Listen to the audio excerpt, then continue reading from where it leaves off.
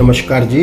आज मैंने जो कहानी पढ़ी प्रतीक सर की, उसमें ये बताया कि अमेरिका की एक तैराक अनीता एल्वारेज करके वर्ल्ड चैम्पियनशिप के दौरान जब वो पानी में कूदी तो पानी में जाते ही बेहोश हो गई। अब उसकी जो कोच थी वो एंड्रिया करके थी, जो उसकी ट्रेनर थी। सिर्फ उसी की नज़र उसके ऊपर थी। उसने देखा कि एक निश्चित टाइम के बाद उसको ऊपर आना था, वो पानी से ऊपर ही नहीं आई। जब पानी में उसको नज़र नहीं आई तो उसने बगैर परवाह किए, बगैर इस बात को देखे कि भी वर्ल्ड चैम्पियनशिप की प्रतियोगिता है, वो पानी में कूद गई। जा कर के देखा कि नीचे तो वो सतह पे, स्विमिंग पूल की सतह पे नीचे बेहोश पड़ी है। उसने उसी वक्त उसको किसी तरीके से बाहर निकाला तो जितने दर्शक थे वो सन्न रह गए, देख के हैरान हो गए कि किस तरीके से इस कोच ने इसकी जान बचा ली।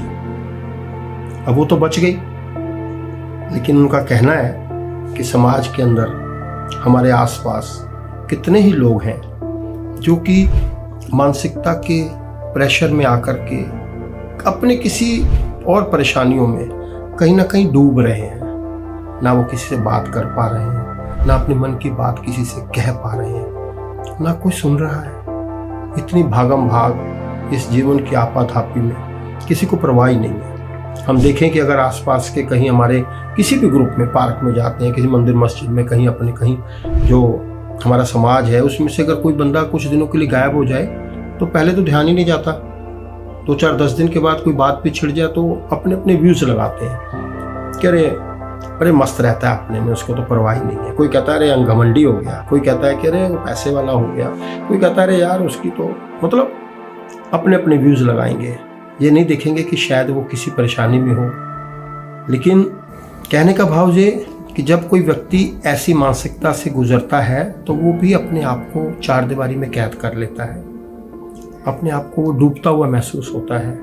फिर वो देखता है कि जब कोई है ही नहीं मेरे से बात करने वाला, वो भी एक किस्म से आत्महत्या करने की सोचने लग जाता है। तो हम इस चीज़ को फील करें कि क्या हम पे कभी वो ऐसी मुसीबत आए और हम पे भी कहीं उस दौर से गुजरने का मौका आए, इससे पहले हम देखें कि क्या हमारे पास कोई ऐसा कोच है, कोई ऐसा ट्रेनर है, कोई हमारा शुभ चिंतक है कि जो हमारी भाव दशा को समझ जाए, हमारी बॉडी लैंग्वेज से हमारे मन की बात को समझ जाए, हमारे कहने से पहले ही वो हमारी मनस्थिति को भांप ले और वो समझ सके कि ये किसी परेशानी में है।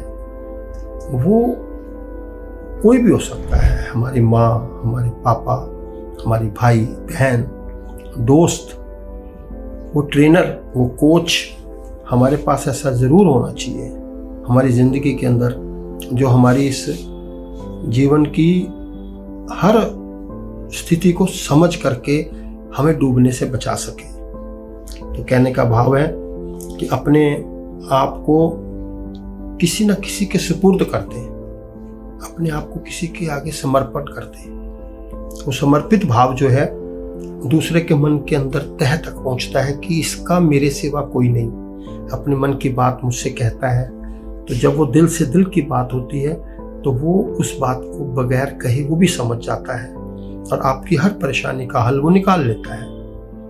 तो अपने आप को इतना कॉम्प्लिकेटेड मत करिए, इतना अपने आप को उलझनों में मत उलझाए रखिए कि हम ही हम हैं और दूसरा नहीं है, या हमारी परेशानी है तो हम खुद ही सुलझा लेंगे। नहीं, अगर धागा उलझ जाए तो उसको 2 बंदे मिल करके सुलझाएं तो वो जल्दी सुलझ जाता है।